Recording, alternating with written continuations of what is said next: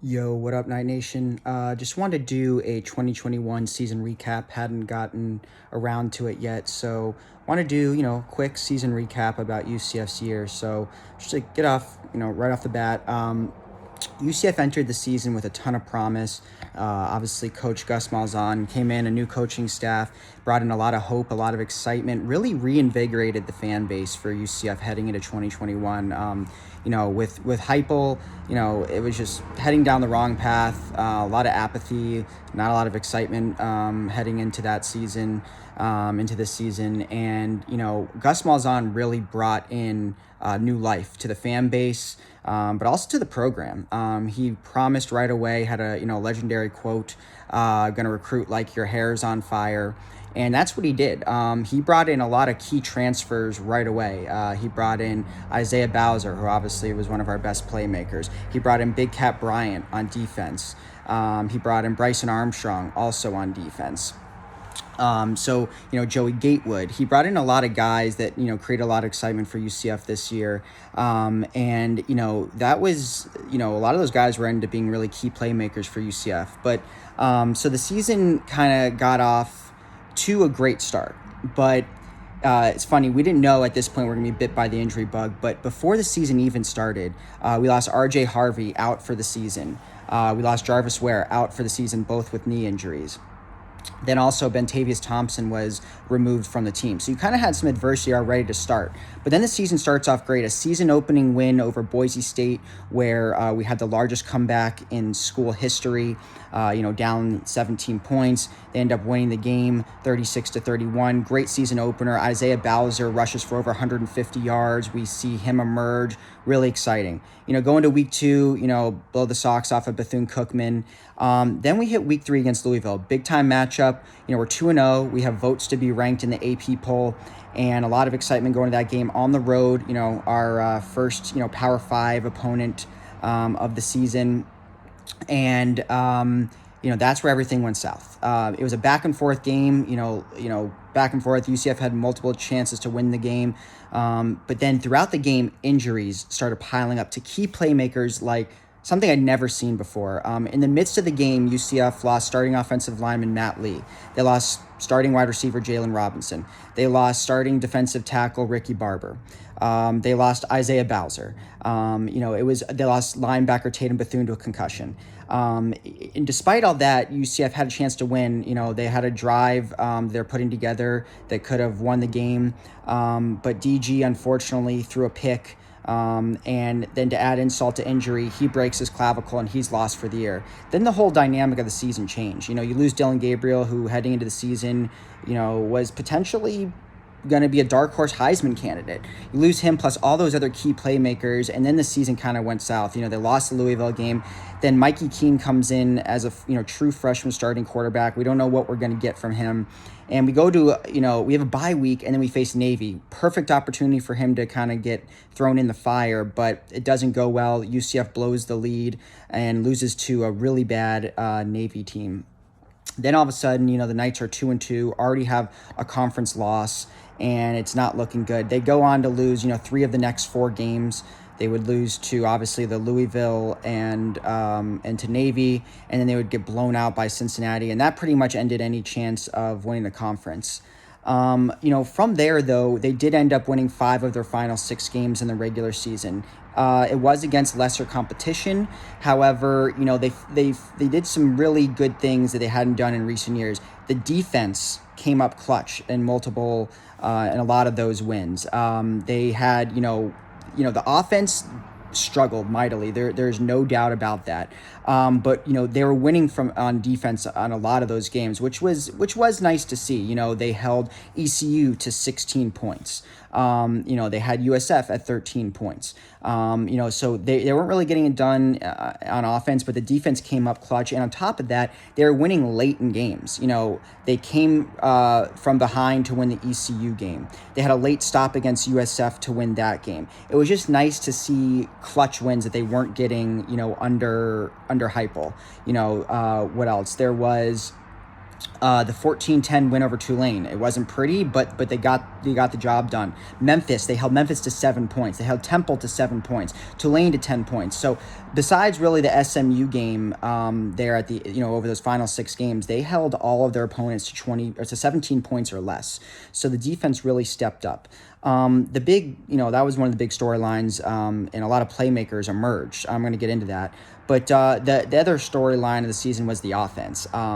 It was just not what you were used to seeing. It wasn't UCF fast this year. And that was a big part because of the injuries. Obviously losing DG, Bowser, Jalen Robinson, your 3 best offensive players at the time, that's gonna kill your offense. And it did. Mikey Keene didn't look comfortable at times. He improved as the season went on, but the offense and the personnel just wasn't there. I mean, other than a few blowout wins against really bad teams, I mean, you're talking, they only scored 17 against USF. They only scored 14 against Tulane, 24 against Memphis. They were only able to score over 30 2 times in the last 7 games. And on the season as a whole, they scored 36 times, which, we're not used to seeing from the last couple of years. So the offense just wasn't there with the personnel being what it was. But on that same token, UCF still did finish with 31.9 points per game. That was good enough for 4th in the American Conference. From a passing yards perspective, that was bad. They were 8th in the conference there. But rushing yards was led by Bowser, who was an absolute beast. Even though missing a bunch of games, he still had over 700 yards. We were number 2 in the conference, just behind Navy for rushing yards per game, with nearly 200 per game. So the rushing offense was there, led by Bowser, Johnny Richardson, Mark Anthony Richards. So there was some positives on offense that you saw. It just wasn't getting done in the passing game.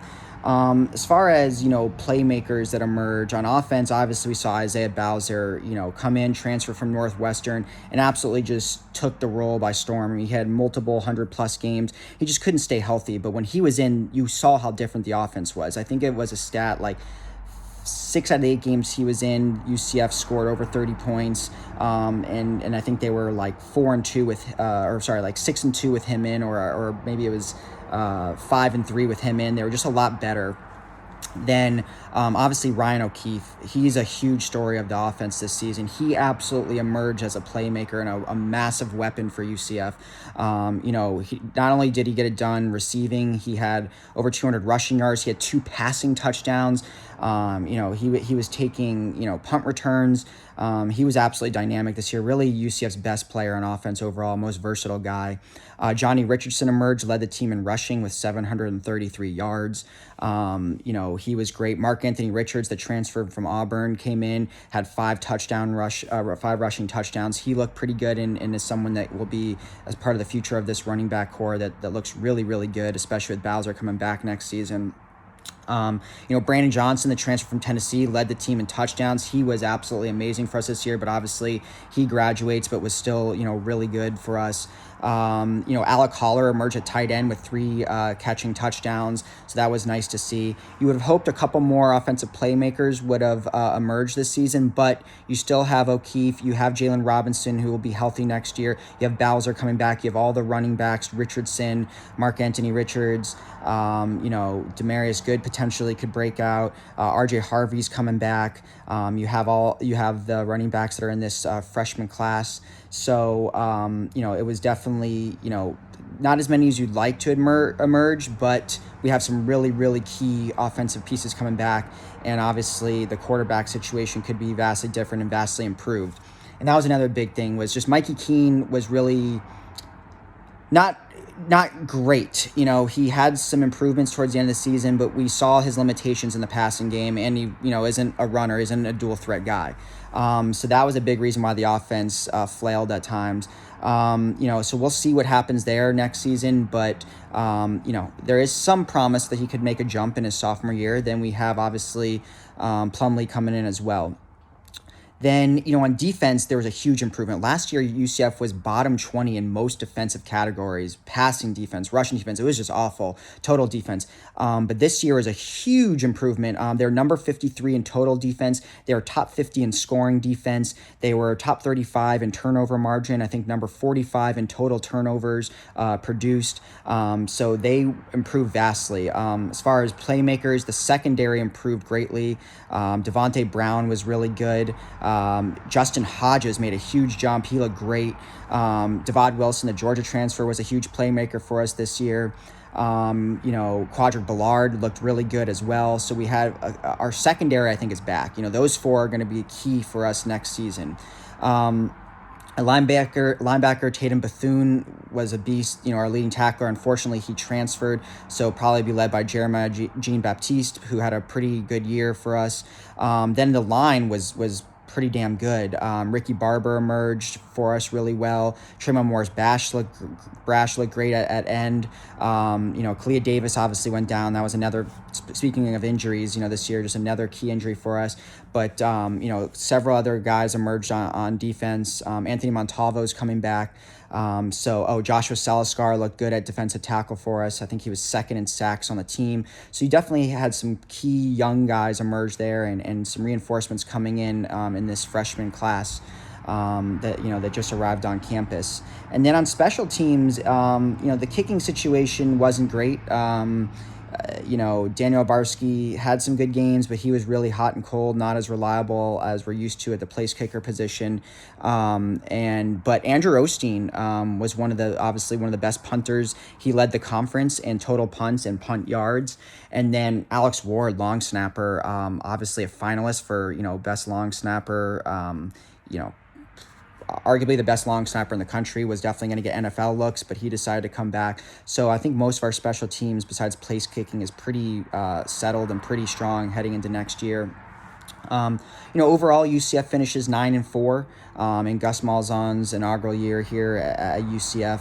A lot of good things happen. A lot of bad things happen with the injuries. Didn't go quite like we wanted, but with all the adversity and the injuries and the new coaching staff and a freshman quarterback, to finish 9-4 and to finish the year with a bowl win, a double-digit bowl win over UF, the Gators, and the Gasparilla Bowl, that was just great to see.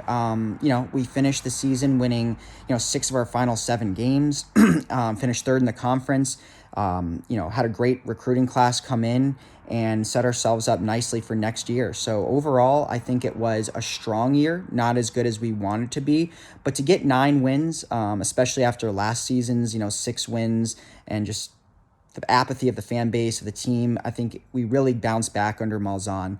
We lost some key guys to injuries. We lost some key guys to transfers after the offseason, obviously no bigger than Bethune and DG. But we brought in a lot of great transfers that are incoming from Power 5 schools at key positions.